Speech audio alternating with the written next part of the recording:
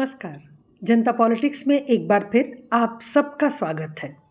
यह तो हम सबको पता है कि इस समय दिल्ली में G20 सम्मेलन चल रहा है, जिसमें अनेक देशों के राष्ट्राध्यक्ष व गणमान्य व्यक्ति भारत आए हुए हैं। दिल्ली को दुल्हन की तरह सजाकर तैयार किया गया है।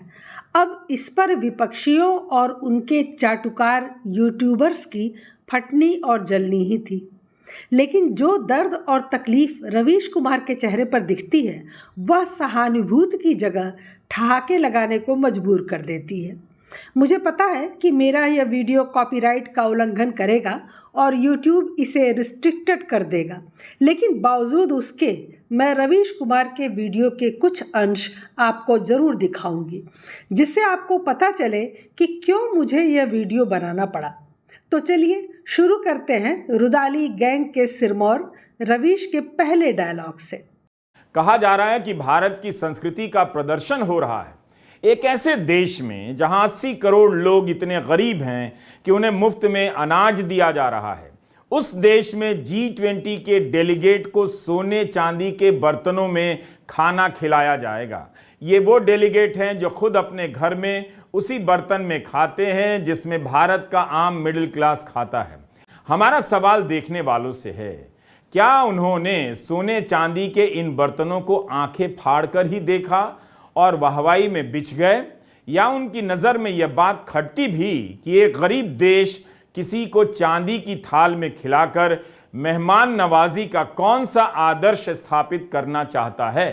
रवीश ही नहीं, सारे विपक्षी कौवे कांव कांव चिल्ला रहे हैं, जबकि यह डिनर सेट जो आप देख रहे हैं वो न सोने के बने हैं न चांदी के। ये गोल्ड और सिल्वर पॉलिश है और इन बर्तनों को आप किसी भी साइट से खरीद सकते हैं, लेकिन रवीश इस पर 10 मिनट तक भाषण देते हैं, जैसे कि सरकार ने देश का सारा सोना पिघलाकर डिनर सेट बनवा दिया हो और उसमें मेहमानों को खिलाया जा रहा हो। पूरे वीडियो में रवीश 8 बार 80 करोड़ गरीब लोगों की बात करते हैं। भारत एक गरीब देश है, इतने करोड़ों रुपए खर्च करके नुमाइश करने की मोदी जी को क्या ज़रूरत है।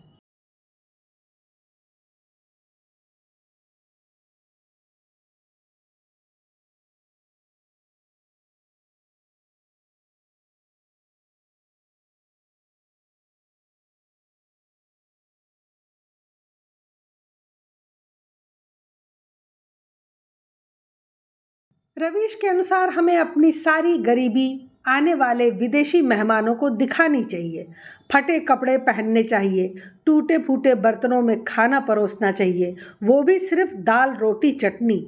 उन्हें ट्रैक्टर और बैलगाड़ी पर बिठाकर लाना चाहिए, टूटी चारपाई पर सुलाना चाहिए, फटी हुई चादर ओढ़ने को देना चाहिए, क्योंकि भारत एक गरीब देश है।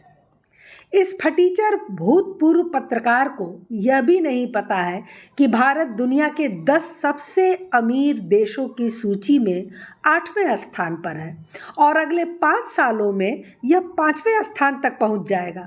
निसंदेह भारत में कुछ क्षेत्रों में गरीबी बहुत अधिक है, जैसे कि देश का सबसे गरीब राज्य बिहार और छत्तीसगढ़, फिर झारखंड।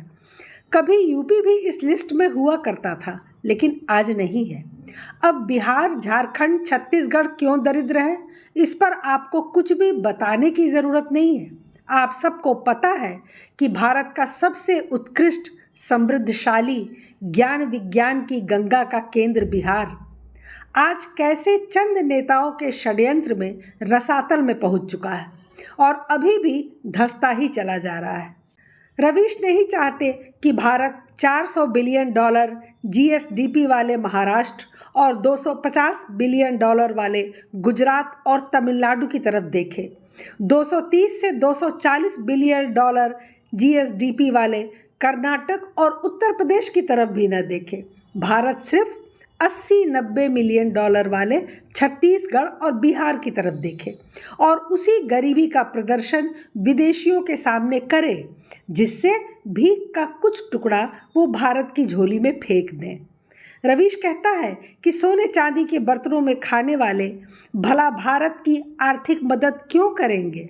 ऐसे लोग भारत की आर्थिक मदद करना चाहेंगे भी नहीं। दरअसल रवीश को पाकिस्तान में होना चाहिए था, जहां हर समय प्रधानमंत्री, राष्ट्रपति समेत देश के लोग भी कटोरा उठाए घूम रहे हैं, जो भीख और दया पर ही जी रहे हैं।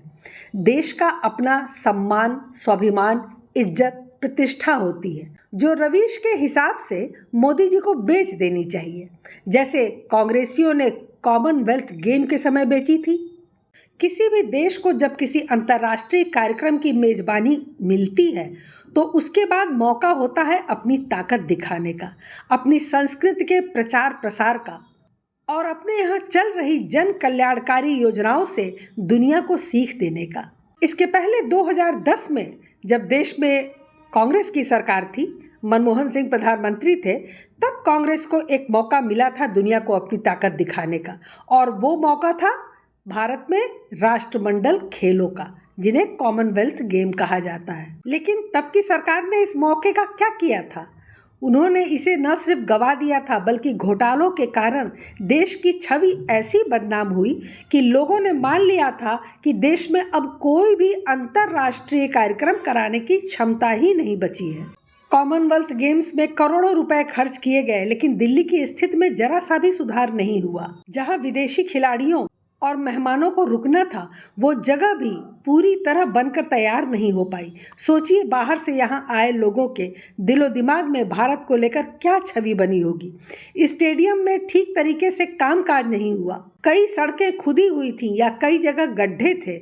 कॉमनवेल्थ के नाम पर तोड़फोड़ तो कर दी गई, लेकिन मरम्मत और सौंदर्यीकरण का काम नहीं हुआ। कॉमनवेल्थ गेम्स के आयोजन के लिए 19,500 करोड़ रुपए का खर्च प्रस्तावित हुआ था, लेकिन बजट बढ़ते बढ़ते इसका 3 गुना अधिक खर्च हुआ और नतीजा ढाक के 3 पात। जबकि उस समय भारत में भुखमरी से लेकर कुपोषण तक की समस्या बहुत बड़ी थी। जबरन मजदूरी और बाल मजदूरी के दर्जनों मामले सामने आए थे, जहां 100 रुपया देकर दिन भर मजदूरों से काम करवाया जाता था। कॉमनवेल्थ गेम्स के दौरान वेश्यावृत्ति भी काफ़ी बढ़ गई थी। एस्कॉर्ट सर्विस वालों की तो चांदी हो गई थी। अन्य राज्यों से महिलाओं को सेक्स वर्कर बनाकर लाया जा रहा था। एक एनजीओ ने तो यहाँ तक दावा किया था कि 40,000 से अधिक महिलाएं तो केवल उत्तर पूर्वी राज्यों से लाई गई थी। उस दौरान एक टॉयलेट पेपर स्कैंडल भी खासा चर्चा में आया था, यानी शौचालयों में भी घोटाला हुआ था। और आज इसके उलट भारत में G20 का सफल आयोजन हो रहा है और एक भी घोटाले की खबर सामने नहीं आई, बल्कि इसी बहाने पर्यटन को भी खूब बढ़ावा मिल रहा है। इसमें भारत मंडपम, नटराज की प्रतिमा, तमिलनाडु के चिदम्बरम मंदिर के प्रमुख देवता, ऐसी अनेक सांस्कृतिक धरोहरों से दिल्ली को सजाया गया है। तो स्वाभाविक है, यह सब कुछ तो रवीश को रास आना नहीं है। आगे रवीश कहते हैं कि यह G20 नहीं, यह तो मोदी 20 है। बस स्टैंड पर लगने वाले विज्ञापनों के बोर्ड में भी प्रधानमंत्री मोदी हैं। G20 का संदेश है। अंडरपास के बाहर लगी होर्डिंग पर भी प्रधानमंत्री मोदी हैं। बिजली के खंभों पर भी केवल प्रधानमंत्री मोदी हैं। यहां तक कि प्रगति मैदान के पास भी केवल प्रधानमंत्री मोदी का पोस्टर नजर आता है। कई जगहों पर जरूर G20 देशों के झंडे लगे हैं, मगर पोस्टरों में, फोटो में केवल प्रधानमंत्री मोदी प्रमुख रूप से नजर आते हैं, अकेले नजर आते हैं। आप इतनी बार प्रधानमंत्री मोदी का पोस्टर देखते हैं कि लगता है यह G20 नहीं, मोदी 20 है। इस सम्मेलन में मेहमान भी मोदी हैं, मेज़बान भी मोदी हैं। मोदी ही फ्रांस से आ रहे हैं, मोदी ही जापान से आ रहे हैं, मोदी ही अमेरिका से आ रहे हैं, मोदी ही इजिप्ट से आ रहे हैं, मोदी ही आ रहे हैं, मोदी ही मोदी का स्वागत कर रहे हैं। चिढ़ का यह आलम देखिए। मुझे लगता है मोदी जी को अपनी तस्वीर हटवाकर रवीश कुमार या राहुल गांधी की तस्वीर लगा देनी चाहिए, जिससे दुनिया को पता चले कि देश कैसे जोकरों के हाथ में खेल रहा है। दिल्ली में पिछले 3-4 महीनों में अवैध अतिक्रमण हटाकर 230 एकड़ जमीनें खाली कराई गई, जिससे रवीश को गहरा सदमा लगा है। वो कहते हैं कि दिल्ली में 10 झुग्गी बस्तियों को गिरा दिया गया। यह सब अतिक्रमण के नाम पर गरीब बेसहारा मजदूरों का शोषण है। क्या मिलेगा मोदी जी को इनके घर गिराकर? ऐसा दिखावा करने से क्या फायदा कि गरीबों की बस्तियां उजड़ जाएं। आवास राज्य मंत्री कौशल किशोर ने बताया है कि 1 अप्रैल से लेकर 27 जुलाई 2023 के बीच अतिक्रमण हटाने के नाम पर 49 अभियान चलाए गए हैं और करीब 230 एकड़ सरकारी जमीनें खाली कराई गई हैं। उन्होंने यह भी कहा कि G20 की सुंदरता के लिए कोई घर नहीं गिराया गया। समझने की बात है, सुंदरता के नाम पर किसी का घर नहीं गिराया जाता है, घर तोड़े जाते हैं अतिक्रमण हटाने के नाम पर। हरियाणा के नूह में ज्यादातर मुसलमानों के घर गिरा दिए गए, धर्म के नाम पर नहीं बल्कि अतिक्रमण हटाने के नाम पर। सरकार को ठीक से पता होता है कि अतिक्रमण हटाने के अभियान का इस्तेमाल कब कब करना है।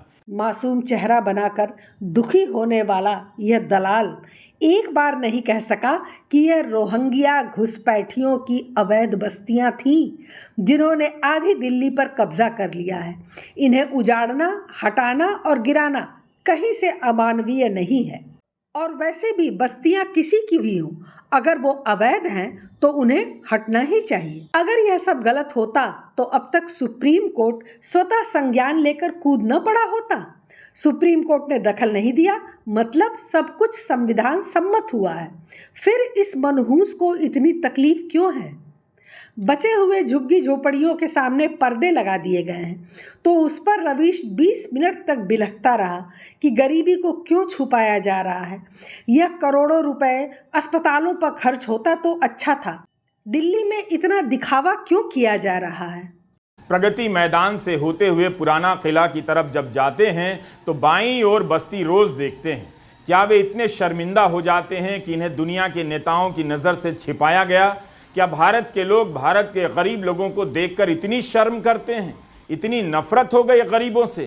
अगर ये सुरक्षा कारणों से होता तो निश्चित ही सफेद पर्दा सुरक्षा के किसी काम का नहीं।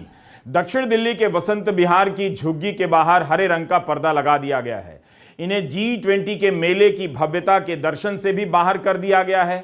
आपकी हाउसिंग सोसाइटी के आगे इस तरह बड़े बड़े पर्दे टांग दिए जाएं तो कैसा लगेगा? यही नहीं, देश भर में G20 के आयोजन को सुंदर दिखाने के लिए कितनी झुग्गियां अवैध अतिक्रमण के नाम पर हटा दी गई हैं। देश की असलियत मेहमानों को दिखानी चाहिए। वो कहता है कि विदेशी अखबार इस पर लिख रहे हैं कि भारत में झुग्गी झोपड़ियों पर कपड़ा डाल दिया गया है, छुपाया जा रहा है। विदेशी संवाददाताओं और मीडिया ने दिल्ली की सारी पोल खोल दी है, सब सच छाप दिया है। सिर्फ भारत की गोदी मीडिया है जो लाइटिंग, रोशनी और फव्वारे दिखाकर लोगों को मूर्ख बना रही है। चाहता क्या है यह आदमी? टूल किट गैंग वाले विदेशियों के तलवे चाटता है और अपने देश के लोगों की खिलाफत करता है। दरअसल ये किसी भी तरह भारत की बेइज्जती होना पसंद करता है, चाहे उसके लिए इसे कहीं भी बिछ जाना पड़े, किसी भी स्तर पे गिरना पड़े। रवीश का एक और साथी टूल किट गैंग का सदस्य लिखता है कि बादशाह ने फरमान जारी किया है कि दिल्ली की सड़कों पर आवारा कुत्ते, बंदर और भिखारी नहीं दिखाई देने चाहिए। हैरानी की बात यह है कि इन तीनों को एक ही श्रेणी में रखा गया है।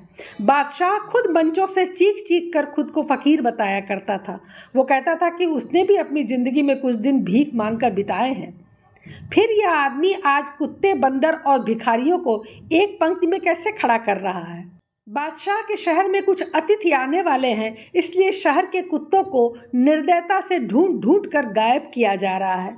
जिस देश में करोड़ों बच्चे एक वक्त का खाना खाए बगैर सो जाते हैं, वहां बादशाह अपने मेहमानों को सोने और चांदी के बर्तनों में भोजन परोसेगा।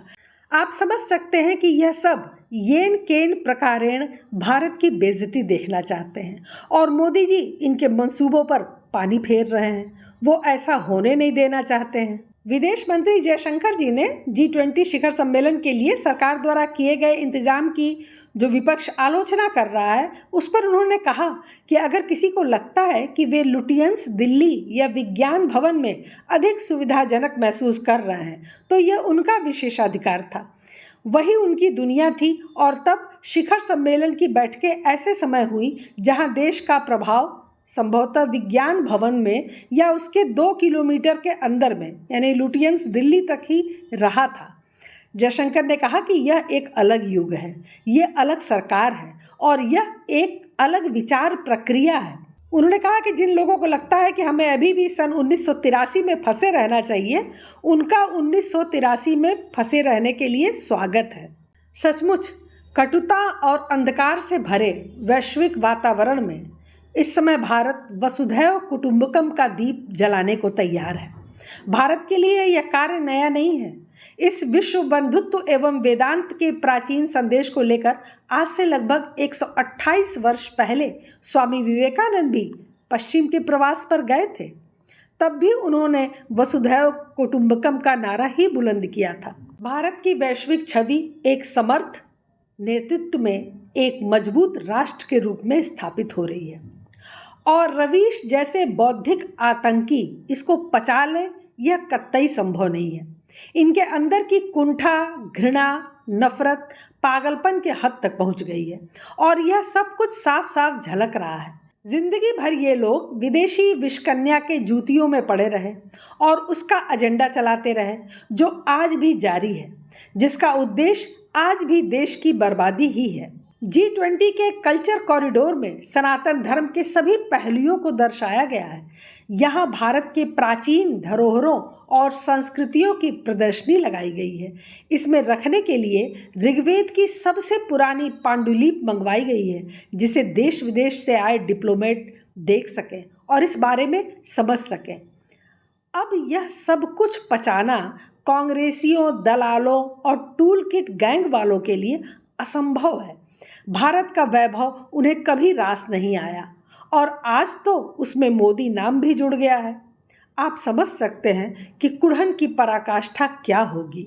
सारे सोशल मीडिया पर ये लोग जल बिन मछली की तरह तड़प रहे हैं और वैचारिक उल्टियां कर रहे हैं। लेकिन ज़माना बदल गया है और इस बदलते ज़माने में भारत के आम लोगों की चेतना भी जाग उठी है। इन दो कौड़ी के बौद्धिक आतंकवादियों का जवाब फिर आगामी लोकसभा में जनता देने वाली है। तय है कि ये जनता को भी मूर्ख साबित करने पर उतर आएंगे जब चुनाव के परिणाम सामने आएंगे, लेकिन होगा वही जो भारत के बहुसंख्यक चाहेंगे। शर्म करो बिके हुए पत्तलकारों, तुम्हारा सच देश बहुत पहले ही जान चुका है। अब दिन रात तुम्हारे भौंकने का किसी पर कोई असर नहीं होने वाला है। निसंदेह भारत एक बार फिर बुलंदियों को छूने वाला है और भविष्य में विश्व गुरु भी बनना तय है। आपको ये वीडियो कैसा लगा हमें अवश्य बताइएगा। आज के लिए बस इतना ही। हमारे चैनल को सब्सक्राइब करें, लाइक करें और सभी प्लेटफॉर्म पर शेयर करें। अपने विचार हमें कमेंट बॉक्स में ज़रूर लिखें। धन्यवाद। नमस्कार।